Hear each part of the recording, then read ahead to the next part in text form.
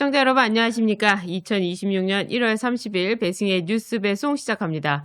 오늘은요, 반 이재명 전선에서 함께 싸워주고 계신 새미래민주당의 전명현 대표님 모셨습니다. 안녕하세요. 네, 안녕하세요. 반갑습니다. 이재명을 까는데 앞장서고 계시죠? 앞장서는 정도가 아니라 저는 제가 최선봉이라고 생각합니다. 아, 최선봉에. 예, 국민의힘이 예. 당연히 의석이 많으니까 네. 여러 가지 방면에서 많이 좀 깨버려야 되는데 너무 창날이 무디어서 예. 제가 너무 답답해서 제가 할 수 없이 선봉에 나서서 지금 하고 있죠.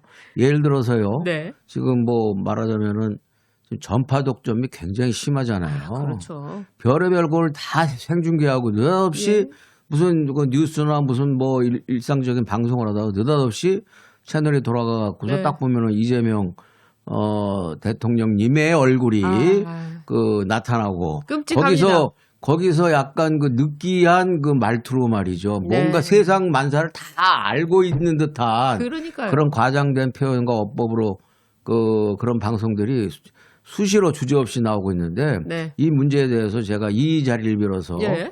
우리 배승희 TV 그 구독자님들하고 배승희 TV를 애청하고 계시는 국민의힘의 많은 현역 의원들께 당부드리고 싶으면 네. 당부드리고 싶은 게 있는데 제발 그 방송의 공정성 그리고 전파 독점의 문제에 대해서 네. 강력하게 항의를 하고 그러니까요. 야당으로서의 반론권을 요구를 좀 해줬으면 좋겠어요. 과거 저희가 야당할 때 예. 이명박 대통령 시절에 네. 이명박 대통령께서 일주일에 한 번씩 KBS 라디오에서 말하자면 루즈벨트의 예. 그 대담 형식의 그런 정책 말씀을 하셨잖아요. 그랬을 때 저희가 야당한테도 반론권을 주라.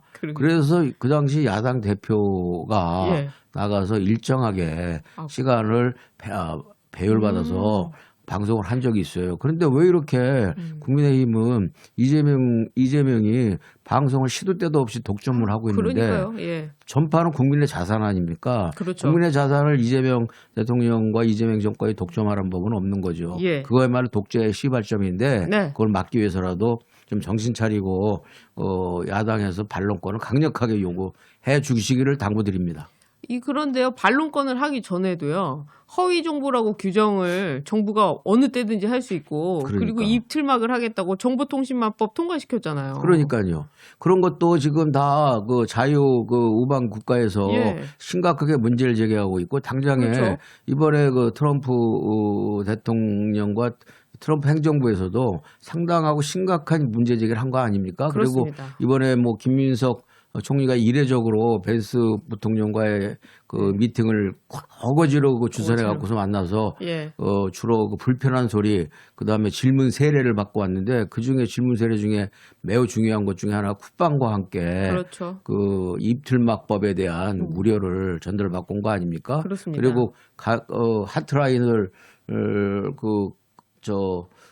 개설하고 왔다 그러더니 하트라인을 갖고 온 게 아니라 뜨거운 감자인 관세를 25% 인상시켜서 가지고 오는 그런 코미디가 있었죠. 이재명이요. 지금도 대통령인데 대변인을 통해서 말하는 게 아니라 SNS를 통해서 말하고 있어요.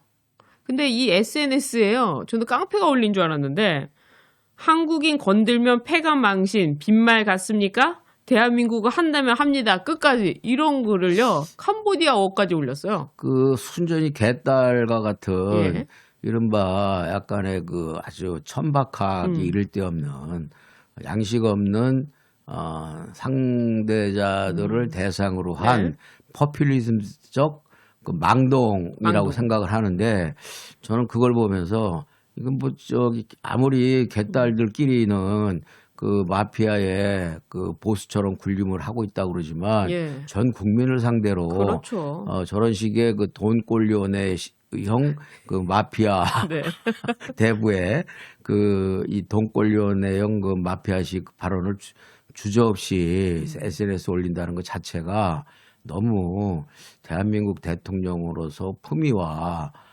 품위를 저버리고 경박한 것 아닌가 그런 그 약간의 아쉬움 이상의 그 빈정 상함이 굉장히 있었습니다. 저는 이 마피아도 너무 높게 봤다. 어디 뒷골목 깡패 수준이다. 그렇죠. 네 한번 내가 빈말 같아? 한번 맞아 볼래? 뭐 이거 아닙니까 지금? 대체 그거는 아무리 그래도 그렇지 일국의 대통령인데. 그리고 그 상대국도 있잖아요. 네, 상대국도 있는 것이고 그런데 그런 식의 그 어떤 협박. 그러니까 조폭들도 그 불량 조폭들이나 할 수 있는 용어를 사용하면서 그런 협박식으로 얘기를 하는 것은 대한민국의 국격을 스스로 떨어뜨리는 것일 뿐만 아니라 오히려 진짜 조폭들과 그렇죠. 진짜 마피아형 그 폭력배들한테는 코웃음 치게 만드는 그런 그 존재의 가벼움을 대한민국 대통령 존재의 가벼움을 그대로 드러난 것 아닌가 이런 생각이 들더군요. 그러니까요. 조폭 연루설까지 있는데 왜 저런 말을 쓰는지 모르겠습니다. 아니, 연루설까지 있으니까는 그런 말을 쓰는 것 아닐까라는 의심까지 들더라고요, 사실. 그러게 말입니다. 자, 그런데요. 뭐 하나 잘하는 게 하나도 없어요. 외교를 보세요. 중국의 셰셰, 미국의 땡큐. 이래가지고 지금 관세 없죠. 사실 FTA는 0%잖아요. 그렇죠. 그게 15%가 되고 지금 25%가 그렇죠. 됐는데요. 아무런 말이 없습니다. 그러니까요. 그래서 그 본인이 지난 대선 때도 뭐 외교가 어려운 거냐. 중국한테는 쉐쉐 거리면 되고 미국한테는 땡큐 하면 되는 것이지. 그렇죠. 그리고 뭐 일본한테는 아리가도 하면 되는 겁니까? 근데 지금 현재 그런 식으로 하고는 있는 것 같아요. 진짜 그러고 있어요. 네, 근데 그렇게 해서 얻는 게 아무것도 없잖아요. 그리고 실제 무슨 그 정상회담을 여러 번 하고 이번에 1월 달에는 국빈 그 방문을 해서 정상회담을 하는데 거기서 남은 것 하나는 뭐냐면은 셀카 샤오미 폰 갖고 셀카 찍은 거지 얘는 아무것도 얻은 것도 없고 남은 것도 없잖아요. 그렇죠. 공동성명도 안 나왔어요. 그렇죠. 공동성명도 역시 안 나오고. 그리고 그 북한과 관련해서 중국이야말로 북한을 움직일 수 있는 굉장히 중요한 매우 중대한 그 지렛대인데 이 대북 문제와 그다음에 북한의 비핵화 문제, 한반도 평화 문제에 관련해서 중국과 어떠한 말하자면 최소한의 협의라든지, 그렇죠.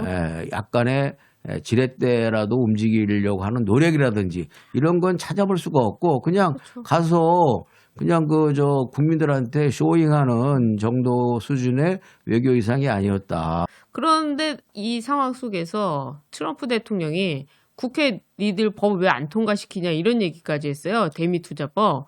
지금 국회 민주당이 원하는 대로 법 통과시키는 거 아닙니까? 그렇죠. 세상에 대한민국 국민은 적어도 다 알 거예요. 그렇죠. 미국도 아마 알고 있을 거예요. 알고 있겠죠. 지금 180석 이상이어서 야당인 척하는 그런 정당을 포함해서 지금 제대로 된 야당 역할을 하려고 노력하는 정당은 지금 국민의힘밖에 없는 거 아닙니까? 그렇죠. 솔직히. 그런데 그래서 200석 가까운 180석 가까운 그런 의석을 갖고서 마음대로 멋대로 지금 국회를 운영하고 있고 폭주와 사실상 질주를 일삼고 있는 것이 국민들이 다 잘 알고 있는데 그걸 가지고 국회 탓을 하는 이런 진짜 뻔뻔함이 도대체 세상에 어디 있는가. 이것은 대한민국 이재명 정권밖에 없다 이렇게 생각하고요. 그날도요 보면은 제가 며칠 전에 지난 화요일 날 국무회의 장면 하나 꺼냈는데 그 김민석 장면과 함께 이재명 대통령 장면도 있었어요. 뭡니까? 뭐냐면요.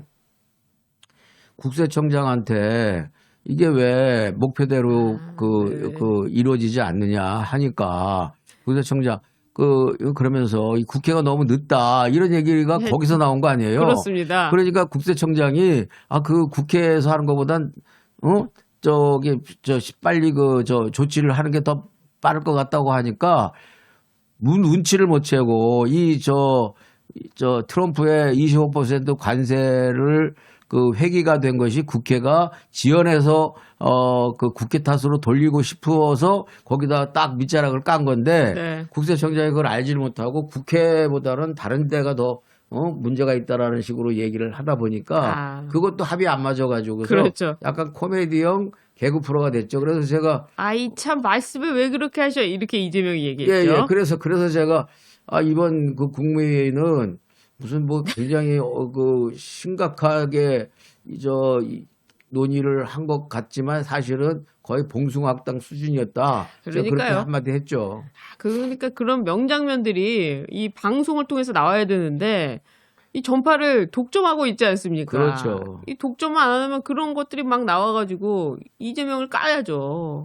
참 안타깝습니다. 그러니까 그것을 들여다보는 예. 그 사회적 지식인들이나 지성인들 그리고 특히 또 언론들이 네. 그런 것들에 대해서 그 논평이나 그렇죠. 지적을 해줘야 되는데 그냥 이재명 대통령의 그 원맨 쇼만 충성스럽게 그렇게 이 국민들한테 전달하느라고 노력을 하고 있고 운동장이 과거에는 좀 기울어진 운동장이라고 그랬는데 제가 볼 땐 기울어진 정도가 아니라 완전히 뒤집어진 운동장이 돼버린 상태가 돼버리지 않았는가. 예. 그래서 더욱더 그야말로 우리 배승희 TV를 비롯해서 유튜버들께서 예. 좀 더 날카롭고 제대로 된 비판의 칼날을 좀 많이 날려줬으면 하는 그런 마음을 가지고 있죠. 아유, 감사합니다. 거기다가요, 이제 대미투자법 말고 진짜 통과시켜야 할 법이 있지 않습니까? 바로 통일교 특검이랑 공천 뇌물 특검인데요. 내란 종합특검, 2차 특검은 3주 만에 통과를 시켰어요. 그런데 자신들에게 이 특검은 지금도 유야무야요. 그리고 언론에서 말도 안 하고 있어요. 그러니까 실수만 나올 수밖에 없어요. 예. 그리고 통일교 특검 한다 그랬잖아요. 그럼 신천지 특검 하자 그랬잖아요. 예. 자기들도 그럼 같이. 그렇죠. 그러면 같이 하는 거하고 따로 하는 거하고 뭐가 그렇게 차이가 있습니까? 그렇습니다. 오히려 제대로 하려면 통일교와 신천지를 믹서해서 짬뽕으로 해서 하는 특검보다도 통일교 특검은 통일교 특검대로, 그렇죠. 신천지 특검은 신천지 특검대로 네. 그렇게 따로따로 하면은 훨씬 낫죠. 양대 특검이 서로 경쟁적으로 더 철저하게 하려고 할 수도 있고 그렇죠. 더 공정하게 하려고 할 수도 있는데 예. 그걸 묶어가지고서 그러니까 그걸 꼭 묶어야 되겠다고 하는 것은 통일교 특검, 예. 통일교와 민주당과의 유착 관계를 신천지라는 사건으로 물타기 하겠다라는 노골적인 그런 선언이나 마찬가지인 것이고 두 번째, 네. 그것도 그거지만 왜 공천 뇌물과 관련해서는 그러니까요. 도대체 왜 한마디도 안 합니까? 저는 백혜령 씨, 예. 제가 볼 때는 정상적인 그런 백혜령 경경. 정상적인 그런 마인드나 상상력은 아닌 것 같은데 세상에 예. 이게 우리나라가 지금 아프리카도 아니고 남미 무슨 저개발 국가도 아니고 무슨 계엄령을 하기 위해서 계엄령 자금을 마련하기 위해서 마약을 갖다가 국회 대통령이 마약을 마약 밀수 아니 우리가 김정은하고 똑같은 나라입니까? 그러니까 말이에요.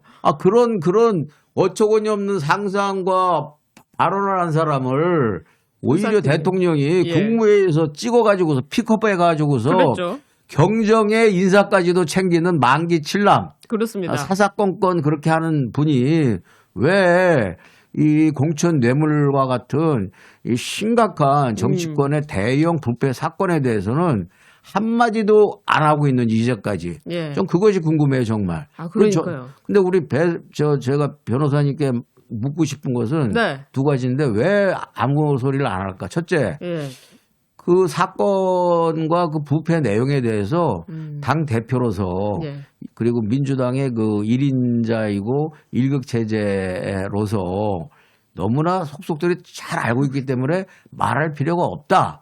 그런 생각인지 아니면 통상적으로 그런 사건이 났을 때 상투적이라도 형식적으로라도 지위고하를 막론하고 그렇죠. 엄중하게 처벌을 해라라는 상투적인 말이라도 해야 되는 거 아닙니까? 그렇습니다. 근데 왜 안 할까? 그것은 지위고하를 막론하고 엄중하게 처벌하는 것을 바라지 않기 때문에 그런 것인가? 두 가지 중에 어떤 게 더 그 무게가 있다고 생각하세요? 지휘과를 막론하고 어. 하게 된다면 아. 본인한테 또 가지 않을까.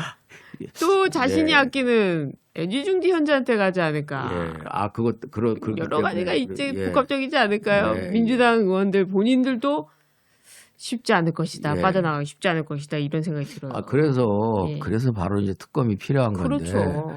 그래서 이게 지금 자기네들이 무슨 소위 말해서 윤석열 전 대통령과 관련해서는 세계 동시 특검을 예. 유례 없는 그런 특검을 했잖아요. 그렇죠. 그러면 양심이 있으면 이거 정도 특검 하나는 받아야지. 받아야죠. 거기다가 세 개 끝내놓고 또 2차 종합 특검이라고 그래갖고서 또 4차 특검까지 해대면서 어떻게 이 통일기호 특검하고 이 공천 뇌물 특검에 네. 대해서는 말이 말 없는지. 한마디 없는지. 그리고요, 공천 뇌물은 우리가 보면요. 예.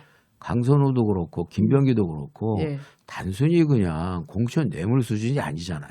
그렇습니다. 거의 이건 파렴치 잡범 수준 아닙니까? 그렇죠. 네, 그러면 이런 이 파렴치 잡범의 이 범죄를 부패를 좀 제대로 수사하고 이런 것들을 뿌리 뽑기 위해서는 정상적인 정권이고 대통령이라면 당연히 특검을 하라라고 예. 민주당에서 여당에서 머뭇거리더라도 동렬해서 하는 게 그게 대통령다운 모습이라고 생각하는데 이걸 민주당에서는 그래도 뭐 특검 얘기를 하면 물론 이제 국민의힘이라는 상대가 있으니까 뭐 거론 안 할 수가 없겠지만 대통령께서 이재명 대통령이 한마디도 안 하고 무건 수행을 하고 네. 있는 것은 근데 이재명 대통령의 평소의 언행이 무건 수행하는 스타일입니까? 아니죠. 말을 하도 많이 해갖고서 SNS까지 쓰는데 예, SNS까지 써갖고서 SNS에 거의 돈꼴리온의 그 흉대까지 내고 최근에는 그러니까요. 무슨 설탕세 세금 올리는 것까지 SNS에다가 올려가지고서 사람들을 갖다가 분노케 하고 그러니까요. 복잡하게 만들고 개딸들한테는 또 환영을 받고 말이지 예. 이런 식의 또 그런 정책적 아젠다까지도 말도 안 되는 유치한 정책 예. 아젠다가 갖고서도 국민들을 갖다가 갈라치게 하고 분열을 시키는 그렇게 말을 자주 하면서 왜 도대체 통일교 특검과 그렇죠. 공천뇌물 특검. 공천뇌물 특검은 가만히 있는가? 공천뇌물은 특히 너무 국민들이 보기에도 민망할 정도의 네. 파렴치한 잡범 수준의 부패 사범인데 그렇죠. 이거는 반드시 특검해야 된다고 생각합니다. 피고인 이재명이기 때문에 정상이 아닌 거죠, 애초에. 그렇겠죠. 예. 좀 다음으로 넘어가서요. 지금 김민석 총리 망신당했다고 말씀해 주셨는데 네. 김민석 총리와 정청래 간의 기싸움이 지금 화두가 되고 있습니다. 둘이 왜 이렇게 싸우는 거예요? 그거는 예. 일단은 차기 당대표 자리가 차기 총선의 공천권을 확보하는 것이고 네. 지난 이재명 대표 시절에 대표의 공천권을 가진 대표가 일극 제재를 마구잡이로 만들어도 된다라는 식의 그 문화를 새롭게 형성했기 때문에 뉴노멀. 예, 이번에 차기 당권 예. 경쟁은 준 대권 예비 오. 대권 경쟁이라고 볼 수밖에 없다. 그렇기 때문에 심각하게 둘이 지금 치열하게 맞대결을 하고 있는 것 같고요. 예. 그 배후에는 예. 정청래 배후에는 우리 김어준 선생이 계시고 김어준 선생. 그다음에 김민석 예. 배후에는 이재명 대통령이 계시고 이재명 피고인 이런 상태에서 둘이 지금 현재 대리전을 치르고 있는 것으로 보여지고요. 예. 특히 이제 여기에 이제 조국 혁신당까지 끼어들어 있는데 네. 조국 혁신당은 지금 뭣도 모르게 지금 뭣도 모르고 거의 준 여당 들러리만 예. 하다가 아이고 이제 잘 됐다 싶어 갖고서 냉큼 이제 합당을 받아 먹으려고 그랬는데 네. 지금 내부에서 반발이 크니까 예. 약간 지금 멋쩍고 개면적은 그런 상태가 지금 되어 있죠. 근데 사실은 저렇게 조국 신당과 합당을 하려고 했던 것도 예. 지방선거에 굉장히 이 관계가 있어요. 왜냐면 지난번에 그 박찬대 그 전 예. 원내대표하고 정청래 대표가 지금 당권 경쟁을 그렇죠. 했잖아요. 했죠. 그리고 근데 이제 개딸들이 능지가 조금 떨어지는 사람들이 예. 상대적으로 많아가지고서 이재명은 당연히 박찬대를 밀었을 거라고 전 봐요. 그렇죠. 밀었죠. 근데 그 이제 그 김어준 선생의 그 페이크와 김어준 선생의 적극적인 개입으로 해서 정청래가 이제 승리하는데 그 상당한 그렇죠. 영향을 줬다고 예. 생각하는데 거의 김어준 당이네요. 김어준 당이에요. 맞아요. 예. 근데 이제 그런데 문제는 뭐냐면 시도당 체제는 예. 완전히 친명으로 장악이 돼 있어요. 친명 중에서도 친명의 SS다, 예. 친이대다라고 할 수 있는 더 혁신회의가 예. 그 이미 지난 전당대회 때 그들은 차기 지방선거에서 모든 지방선거의 공천권을 완전하게 장악한다. 야. 총선 공천권은 이재명 대표 시절에 스스로 장악해서 했으니까 예. 이번에는 이재명 대표의 친위 조직인 더 혁신회의가 차기 공천권의 지방선거에 공천권을 장악해서 지방선거를 움켜쥐겠다라는 예. 그런 중장기적인 틀을 갖고 네. 지난 전당대회에서 시도당을 완전히 다 장악했거든요. 그렇군요. 그래서 그러다 보니까 그 당시 이 정청래 입장에서는 그 박찬대하고 싸우느라고 정신이 없었는데 시도당까지 챙기지 못했는데 시도당은 더 혁신회의가 다 챙겼단 말이에요. 실질적으로. 그러다 보니까 이게 지금 당대표가 되고 이제 지방선거를 치러야 되는데 지방선거에 본인이 치고 들어갈 여백이 하나도 없는 거예요. 그렇게 되는군요. 예. 그래서 조국 신당을 끌어들여서 원군을 받아서 예. 이 합당이라는 그런 그 명분과 구실로 본인의 그 이 여백, 예. 지방선거 공천권의 그 말하자면 지분을 네. 일정하게 챙겨야 되겠다라는 다급함이 정청래 대표로서는 있을 수밖에 없죠. 그렇게 되는군요. 어쨌거나 그 김민석과 정청래 간의 이 싸움이라는 것은 이재명의 레임덕도 앞당길 수 있는 상황 아닙니까? 충분히 앞당길 수 있다고 보여지고요. 맞아. 그 얘기만 들어도 기분이 좋으네요. 예. 반 이재명 전선의 최선봉에 서 계신 우리 전명현 대표님 모시고 오늘 이야기 쭉 나눠봤는데요. 더 하실 말씀 있으세요? 예, 그 한 말씀만 더 드리면요. 네. 그 캄보디아 아까 말씀을 하셨잖아요. 예.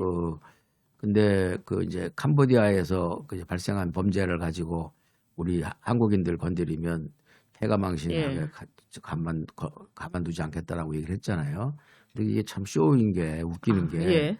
캄보디아 그 대사가 여러분들 한번 찾아보세요. 작년 7월 17일 날 공석이 돼서 그동안 쭉 대리 대사 형태로 예. 그렇게 공석이었어요. 예. 이제 올 초에 1월에서야 공식적인 대사가 임명이 돼서 일을 처리하고 있다는 것 자체가 얼마나 이게 앞뒤가 안 맞는 그런 얘기인가 이제 그런 말씀을 한번 더 드리고 싶고요. 이 자리를 빌어서 나왔으니까 제가 또 그 홍보를 한마디 다시 한번 예. 그 모두에 말씀드린 것처럼 그 저희가 이제 세민상사라고 해서 예. 그 이 시트콤이 없어졌잖아요. 우리 사회에서. 예, 맞습니다. 이순재 선생이 돌아가시기 전에 시트콤에 대한 애착이 많아서 네. 시트콤 극본까지 직접 쓰신 걸 갖고 있다라고 박근영 선생이 얘기하기도 했고 그리고 저희들도 뭐 시트콤을 쭉 보고 요즘 젊은이들도 시트콤이 없으니까 옛날 뭐 순풍산부인과라든지 그렇죠. 거침없이 하이킥이라든지 논스톱이라든지 이런 거 유튜브를 통해서 다시 소환해서 보고 있잖아요. 네. 그래서 저희가 그런 점을 이제 타겟으로 하고 또 이 정치 풍자가 없어졌잖아요. 지금 그렇죠. 아까 우리 배 변호사님께서 말씀하신 것처럼 그 망법에 의해서 입틀막법을 더군다나 그 처리를 해서 이 정치 풍자나 패러디는 완전히 지금 금기시가 돼버리는 그런 사회로 지금 되어가고 있기 때문에 저희가 나름대로 용기와 사회에 좀 메시지를 좀 다른 형태로 던지겠다라는 의욕을 가지고 네. 시트콤명 그 정치 풍자 웹 드라마를 네. 이제 이렇게 3분 정도, 5분 정도짜리로 단편적으로 만들어서 10편까지 제작하고 예. 이제 다음 주에도 11편을 제작할 예정입니다만 여기에서 뭐 김민석의 황망하게 그 도망가는 모습이라든지 예. 그 강선우 그 의원이 그 살려주세요. 김병기와의 그 예. 녹취에서 살려주세요라는 그런 그 패러디라든지 김병기의 그 아주 추잡한 그런 그 이 어떤 범행, 예. 자범 수준의 범행이라든지 이런 것들을 갖다가 패러디를 해서 아. 즐겁고 유쾌하게 좋죠. 예, 그렇게 해서 영상화를 시킨 그런 세민상사라는 네. 웹드라마가 있으니까 여러분들이 그 유튜브를 요거 그 배승희 변호사님 TV 끝나면 웹드라마 네. 세민상사를 한번 쳐서 댓글에 제가 한번, 남겨드릴게요. 좀 봐주셨으면 좋겠고요. 한번 우리 배 변호사님이 그 배를 해주신다면 예. 저희들이 출연진도 같이 함께 나와서 좋습니다. 우리가 그 반 예능, 예.